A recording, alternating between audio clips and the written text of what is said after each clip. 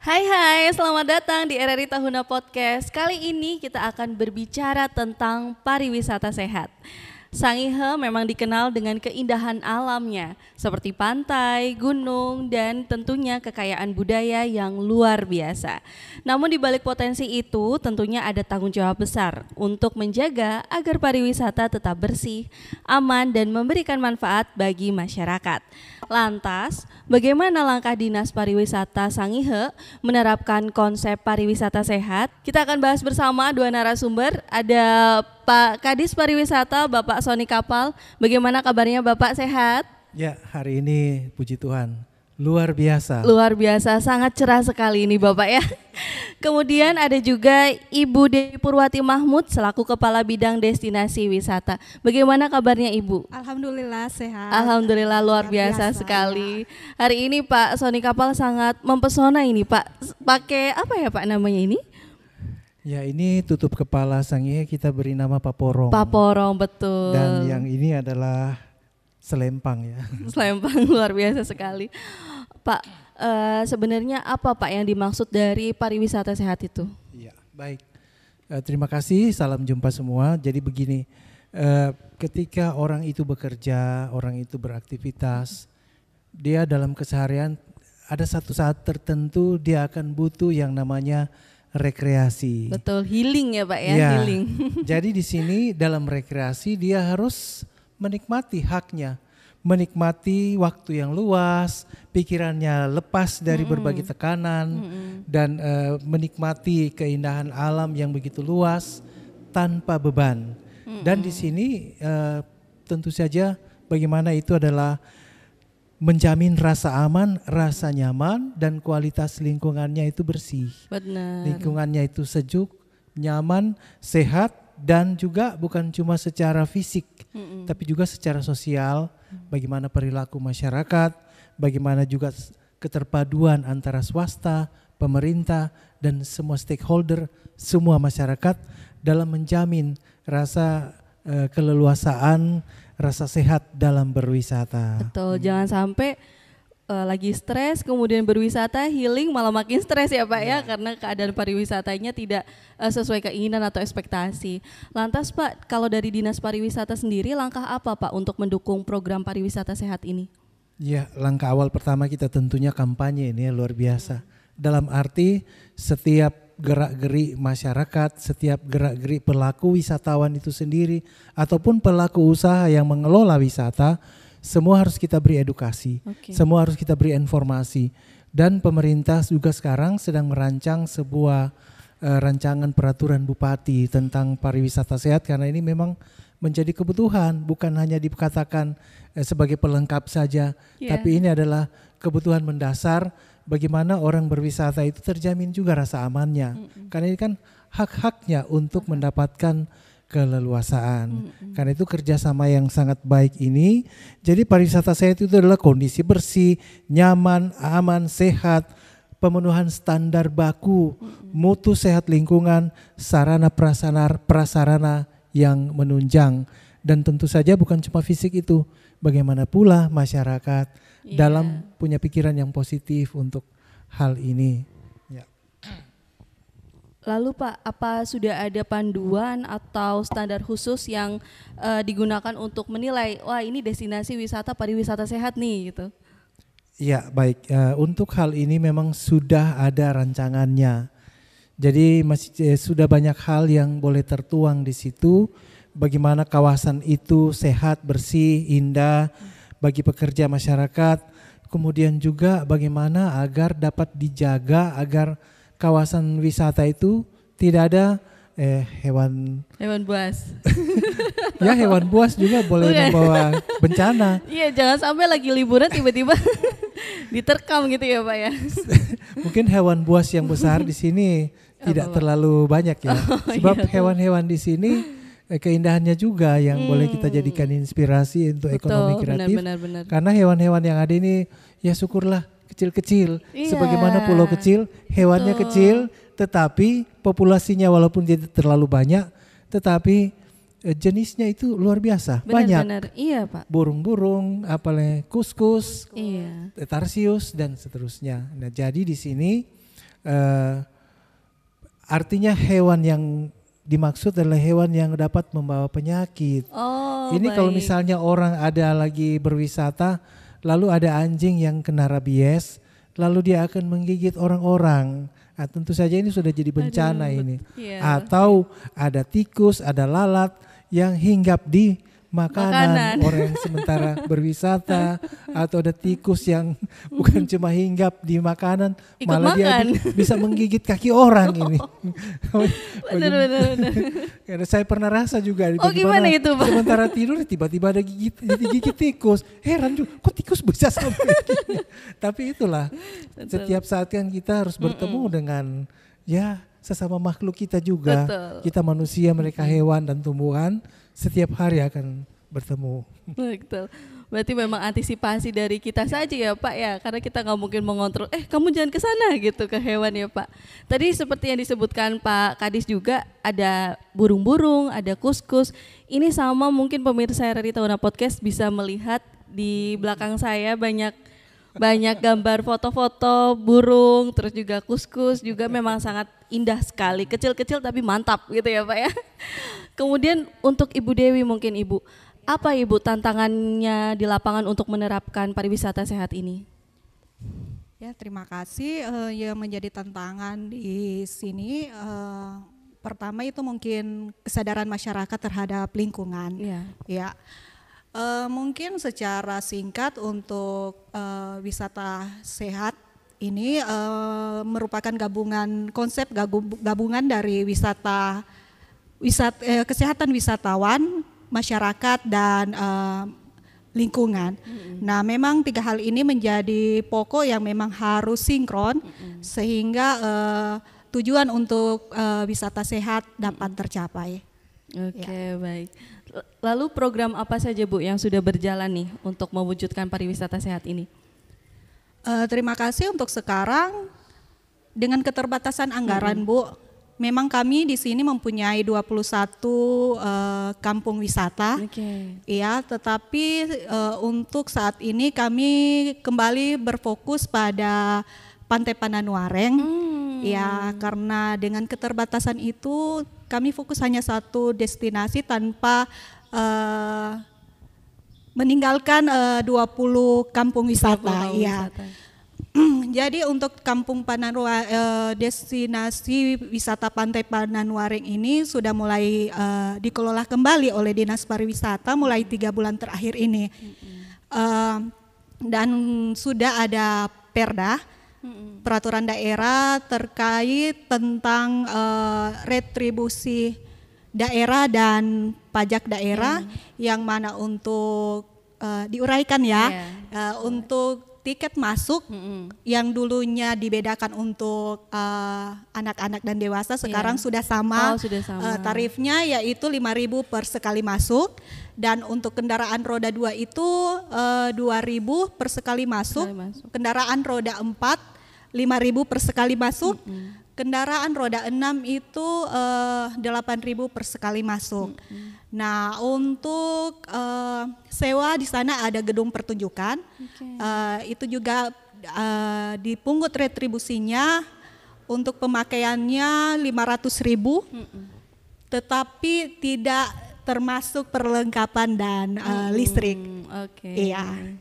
Luar biasa banget ya Ibu. Iya. Karena Mila ini sebenarnya baru Bu di sini. Baru 4 bulan, sepertinya belum pernah nih ke Pantai Pananwareng. Harus, karena itu kayaknya. merupakan destinasi unggulan di Kabupaten Kepulauan Dan dengan Sangihe. retribusi 5.000 itu pasti bisa mendapatkan yang lebih ya Bu ya, pemandangan, terus juga Di lokasinya. sana juga ada sentra kuliner. Oke. Jadi Bisa makan-makan khas itu. Sangihe ada di sana. Ya. Tapi Bu, boleh mungkin untuk spoiler Mila nih, kan Mila mau jalan-jalan ke sana, biar nggak kaget. Mungkin boleh diceritakan Bu, di sana tuh ada apa aja sih yang bisa Mila nikmati? Atau tempat spot foto-foto yang bagus atau kayak gimana, kan kita keperluan pasti sosial media ya Bu ya. Ya, betul. Mungkin boleh diceritakan Bu. Selain keindahan alam juga di sana sebenarnya bisa untuk snorkeling. Tetapi untuk alatnya belum tersedia, mungkin bisa dibawa ya. Berarti buat teman-teman di yang sana mungkin juga hobi ada, gitu ya Bu ya.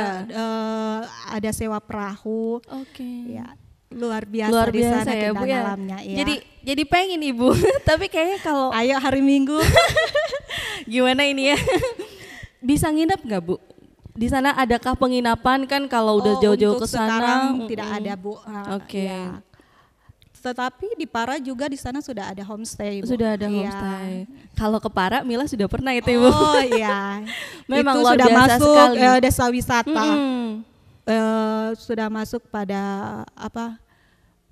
kategori tingkat nasional itu Bu. Oke, Ya. karena sempat kemarin event Sekek Maneke. Luar Iya. biasa sekali sempat bertemu ya Pak Kadis ya dengan Mila ya.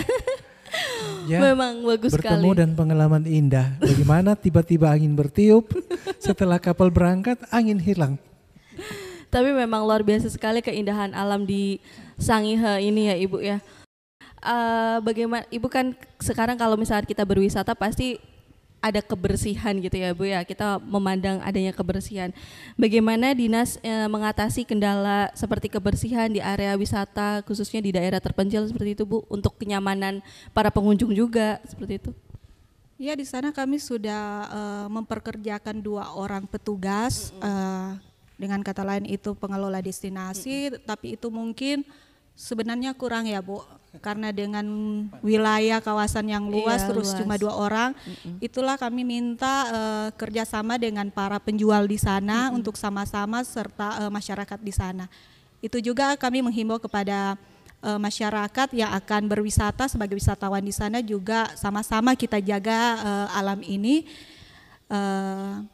agar generasi kita dapat menikmati juga di kemudian hari. Oke. Kalau UMKM itu Ibu, tadi Ibu sempat menyebutkan ada pelaku UMKM juga. Apakah mereka buka setiap hari Ibu atau di event-event tertentu aja? Bukan setiap hari. Buka setiap hari Iya. dan makanannya adalah makanan khas Sangihe atau? Makanan memang khas Sangihe, ya, jadi di sana. bisa sekalian icip-icip, pisang goreng, liburan, ikan bakar, bisa, luar ya. biasa sekali. Pak Kadis, kemudian dari kesadaran wisatawannya sendiri dalam menjaga kebersihan itu sudah cukup baik atau malah masih kayak tidak peduli tentang kebersihan sendiri Pak? Ya, begini, kalau yang namanya wisatawan dan pengelola wisata. Pengelola wisata ya kita-kita di sini dan masyarakat yang menjadi host di sana. Nah, ini hospitality ini sangat penting. Bagaimana masyarakat menjadi tuan rumah yang baik dan masyarakat boleh dengan segala keramah tamahan, kesadaran penuh tentang kesehatan lingkungan, bagaimana kebaikan, humble-nya itu kepada wisatawan. Memang wisatawan yang datang rata-rata kan sudah lepas dari pekerjaannya, tidak kan mau berekreasi. Betul. Sehingga mungkin dalam pikirannya semua yang dia cari adalah itu. Kenyamanan, bersih, sehat, nyaman, indah, apalagi.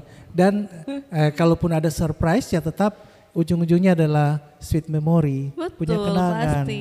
Jadi itu kenangan itu seperti juga slogan pariwisata dari dulu. Apa itu? Sabta Pesona itu kan aman, tertib, indah, nyaman. Apalagi terakhir kan selalu kenangan. Kenangan. Jadi ini kalau tidak ada kenangan atau kenangannya buruk pasti udah tidak usah datang lagi di situ di pantai itu. Tiap kotor, apalagi banyak lalat, ada anjing sering menggonggong.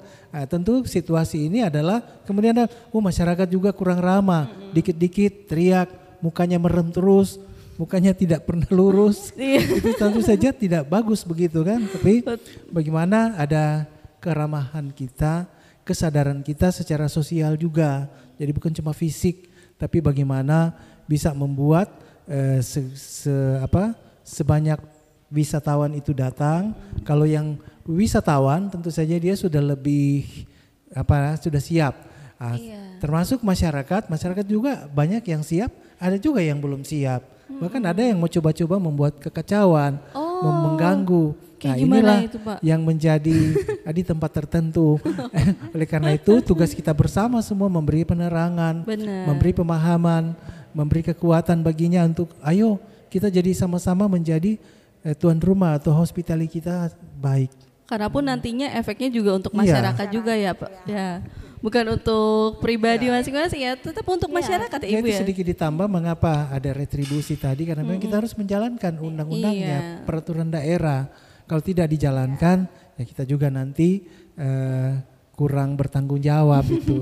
Jadi tanggung jawab kita dan hasil daripada retribusi itu kan masuk di daerah. Di daerah juga kan merancang pembangunan, merencanakan pembangunan, tempatnya semakin indah, semakin lengkap, semakin bersih dan semakin memberi kenangan baik. Betul. Lalu Pak, apakah ada kegiatan lain seperti mungkin kerja bakti atau kampanye bersih pantai untuk masyarakat di sekitar itu untuk menjaga kebersihan nih gitu? Ini bukan cuma di situ ya, tapi di semua. Kita sedang kampanye ini tentang kesehatan kebersihan secara universal ini. Blue Sky, Blue Sea. Blue Sky, Green, Blue Sea. Greenland, Prosperous, Progress, Sustainability, and Green Marketing. Luar biasa. Ya, ini yang menjadi senjata kita sekarang untuk peluru kita ini sekarang. Betul. Harus kita tembak sampai ke situ, ke semua lapisan masyarakat. Jadi bagaimana langit biru, bagaimana laut biru itu bersih tanpa sampah, tanpa bahan pencemaran dari bahan kimia lainnya. Itu kan pariwisata sehat. Kemudian Greenland menghilangkan tanah-tanah tandus, tapi mari semuanya hijau segar, indah. Juga progresnya, bagaimana perkembangannya. Prosperousnya ternyata memberi peluang bagi banyak hal. Satu tindakan kita lakukan berpeluang kepada pengaruh tindakan yang lain. Kemudian green marketing ini adalah kita mau berbisnis itu tanpa bahan kimia yang berbahaya, sampah plastik bisa kita kurangi. Jadi benar-benar kita mau ya green marketing, harus menjualnya dengan penuh tanggung jawab dan ramah lingkungan serta berkelanjutan. Berkelanjutan pastinya. Iya, jadi ini yang benar-benar ini Ibu Dewi juga sedang gencar-gencarnya, dia bilang di mana-mana ini di lingkungannya. Sedang melanglang buana ini Ibu Dewi. Juga teman-teman yang lain begitu. Pastinya. Bapak, kemudian untuk dukungan pemerintah sudah adakah atau bagaimana untuk pelaku UMKM dan juga pelaku wisata yang ada tentunya lebih khusus di Pantai Pananwareng ini? Ya, kami sudah berapa kali ya ke sana kan dalam waktu dekat Ibu Dewi. Ya. Boleh nanti keempat kali saya diajak ya Pak ya. Oke. Lebih bagus. Kita sebenarnya besok mau ke sana. Aduh. Tapi kita menunda dulu karena teman-teman kita yang ada ke Mahengetang. Ini belum kembali karena kita juga harus lihat kalau mereka balik juga harus istirahat, sehat pasti. dulu sebab kita ke sana bukan cuma berkunjung. Kita juga Bekerja memberi contoh role model kita di sana. Bagaimana Ibu Dewi akan memungut sampah. Kita akan kampanye tentang Blue Sky, Blue Sea, Greenland dan seterusnya. Oke. Tapi kalau di Pantai Pananwareng sendiri sudah adakah atau di tempat-tempat lain ya Pak, sudah adakah tempat pengelolaan sampah, terus ada toilet umum atau ada sarana kesehatan di seputaran pantai? Ya, untuk toilet dulu, memang sempat masalah air ya. Tapi sudah selesai Pak. Dan airnya bersih. Memang itu salah satu pariwisata sehat, sumber airnya air yang bersih, bukan air yang kotor. Nanti orang tidak mau datang lagi di situ. Nah, kalau untuk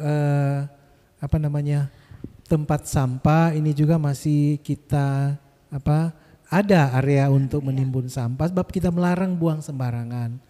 Untuk pengelolaan kita juga akan berkoordinasi dengan dinas teknis terkait agar supaya sama-sama kolaborasi. Kita. Ya. Kalau Ibu Dewi, adakah strategi nih untuk promosi yang dilakukan dari Dinas Pariwisata untuk mengenalkan Pantai Pananwareng ataupun pantai-pantai yang lain? Karena kan kalau tidak dipromosikan kami masyarakat mungkin tidak tahu ya akan keindahan, terus juga kenyamanan, apalagi sekarang sudah ada fasilitas-fasilitas yang diberikan dari Dinas Pariwisata. Sudah adakah promosi? Sudah Bu, sudah sementara jalan karena di Dinas Pariwisata kami punya bidang pemasaran, ya karena keterbatasan anggaran juga ya Bu. Jadi lebih mudah kami promosinya lewat media sosial Bu. Pasti. Iya, lewat akun Disparda Sangihe. Oke, jadi mungkin teman-teman RRI Tahuna Podcast pemirsa bisa langsung cek di Sparda? Di Sparda Oh, Sangihe. di Sparda Iya. Sangihe. Di situ bakalan ada informasi mengenai pantai-pantai dan destinasi Pananuareng, wisata ya, ya. dan 20 desa wisata yang ada di Sangihe. Oke, baik. Tapi kalau tadi kita sudah ngebahas tentang pelaku usaha gitu ya. Adakah Ibu untuk edukasi para pengunjung juga tentunya untuk menjaga kebersihan dan lain sebagainya ketika mengunjungi wisata tersebut? Saya rasa itu sudah menjadi kesadaran sendiri sebenarnya ya Bu.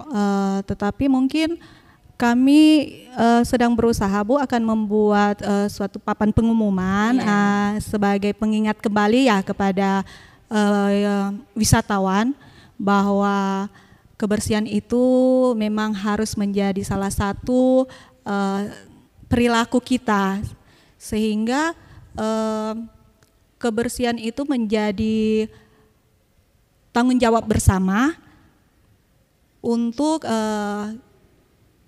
destinasi yang bersih, aman dan nyaman. Ya.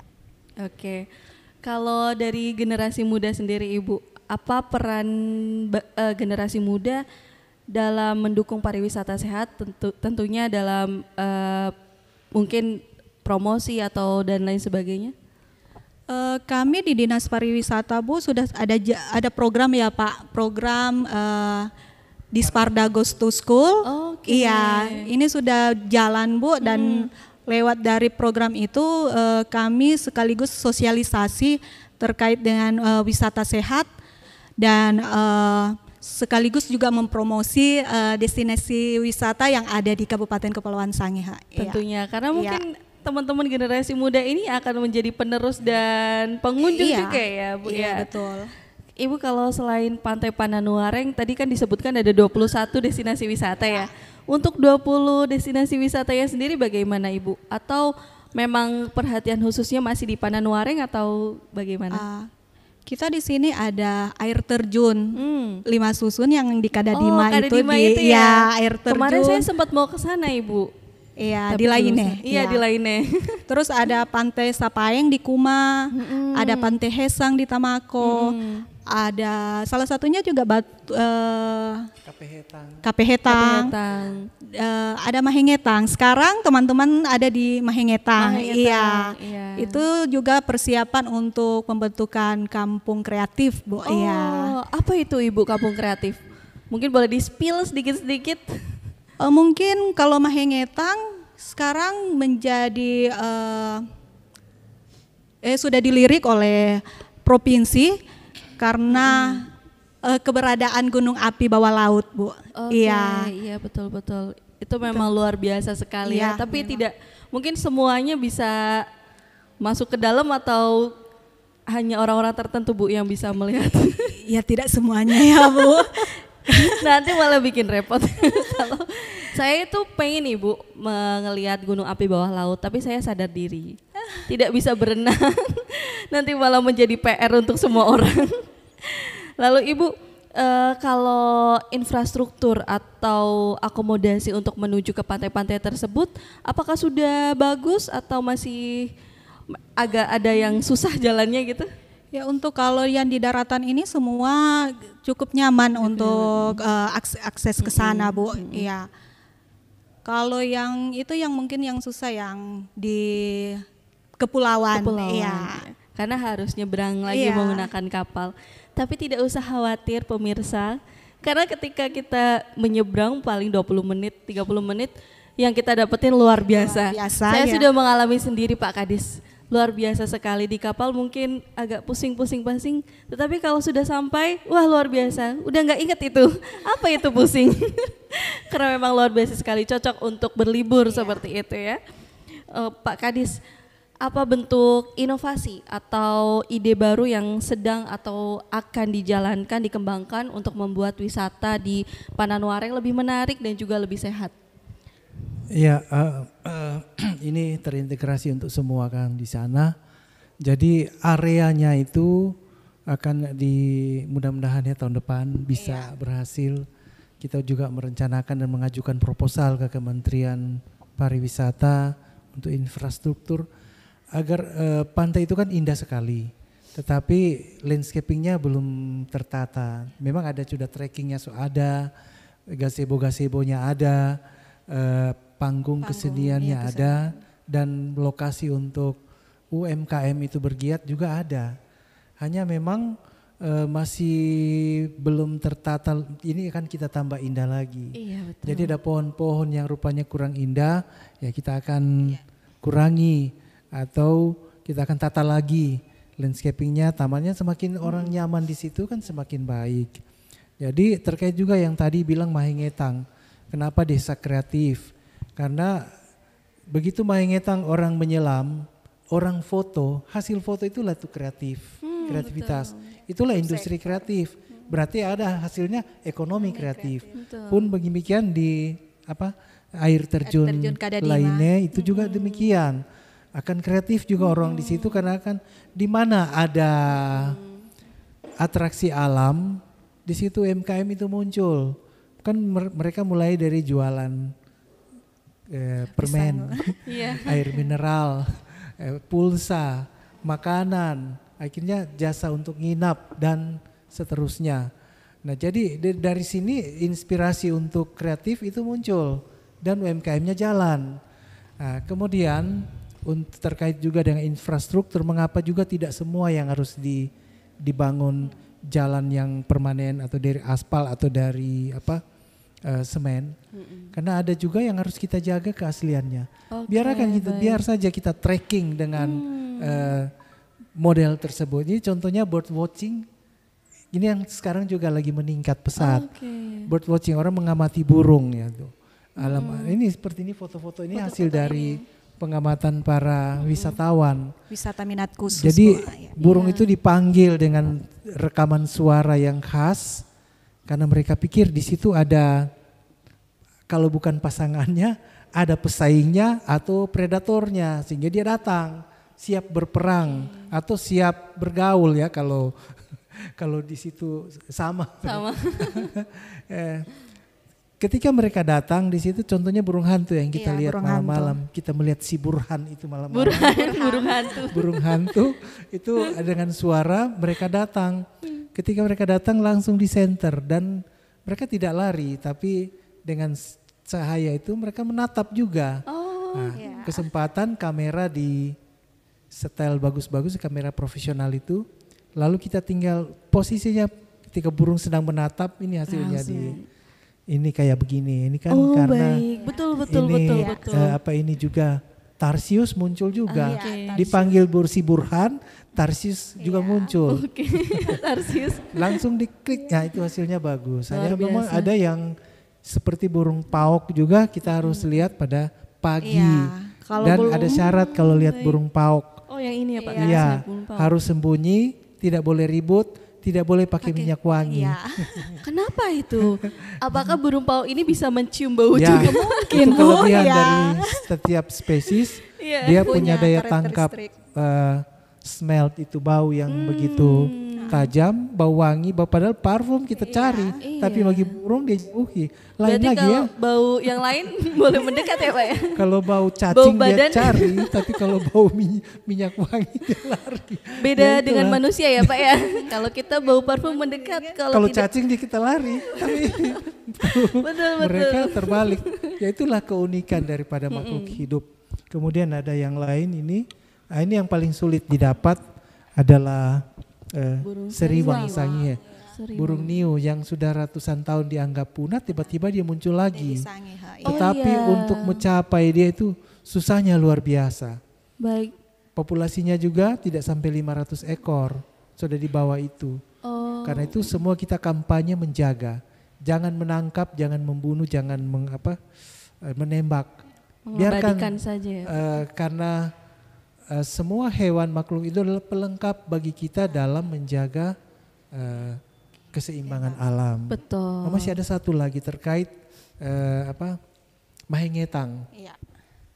Ketika siapa mau pergi, saya mau pergi, ibu-ibu, bapak-bapak mau ke sana, tentu harus juga memenuhi standar, yaitu menggunakan atau disiapkan life jacket. Itu juga salah satu pariwisata sehat.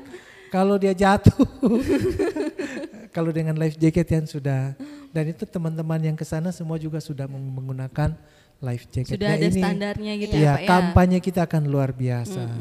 Jadi untuk pariwisata sehat ini untuk semua tempat ya, hotel, restoran, kantin, gerobak, lapak, apalagi bar, kafe, jasa boga dan lain-lain. Ini semua harus menjadi sasaran kita untuk diberikan penerangan ini. Oke Pak Kadis. Informasi ini pariwisata sehat.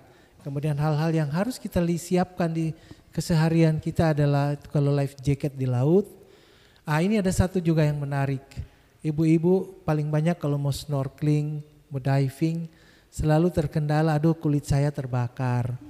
Nah, kita mau pakai skincare, mau pakai apa, sunscreen.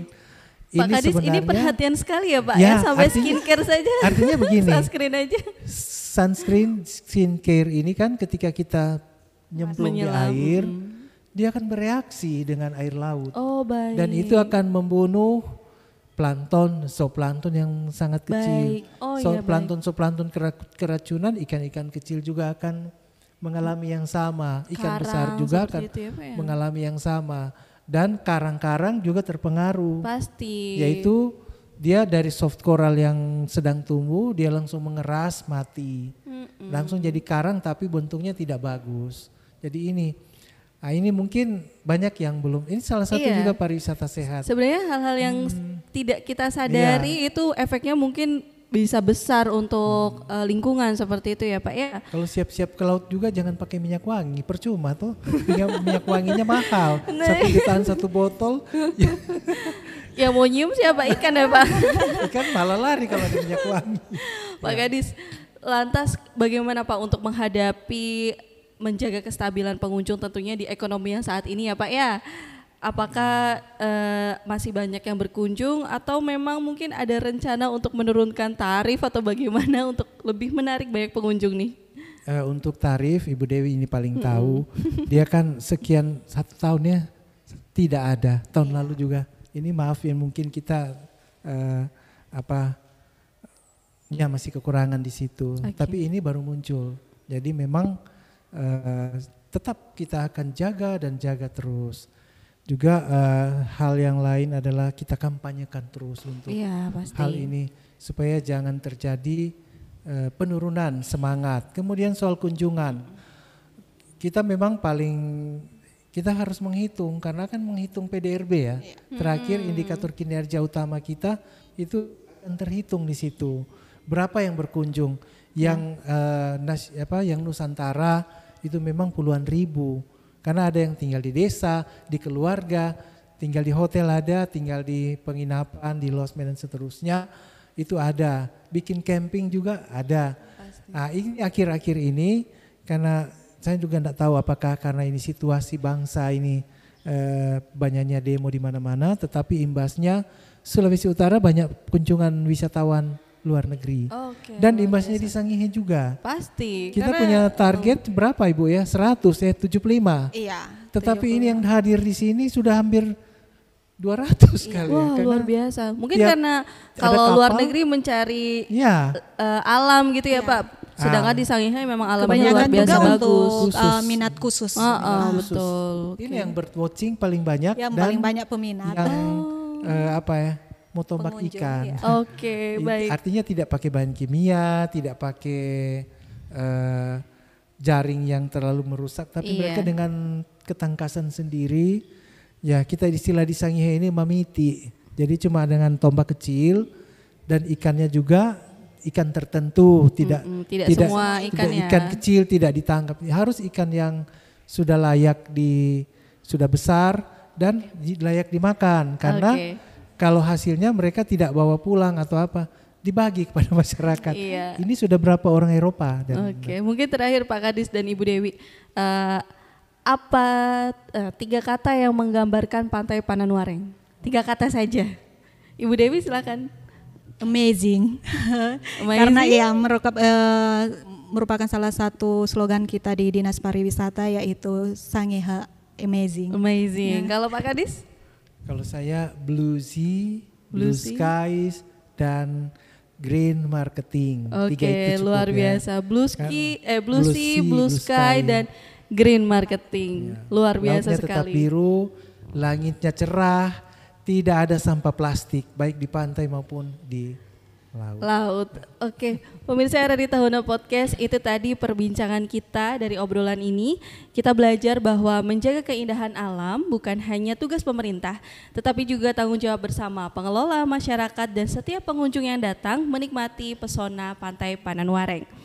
Semoga upaya yang dilakukan oleh Dinas Pariwisata bersama warga sekitar terus berjalan konsisten sehingga Pantai Pananwareng tak hanya indah dipandang tapi juga sehat, bersih, dan berkelanjutan untuk generasi yang akan datang.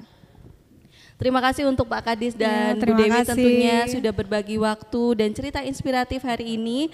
Dan untuk kamu yang mendengarkan dan menyaksikan podcast ini, jangan lupa keindahan alam akan tetap terjaga kalau kamu ikut menjaganya. Saya Mila pamit, sampai jumpa di episode RRI Tahuna Podcast berikutnya. Bye-bye.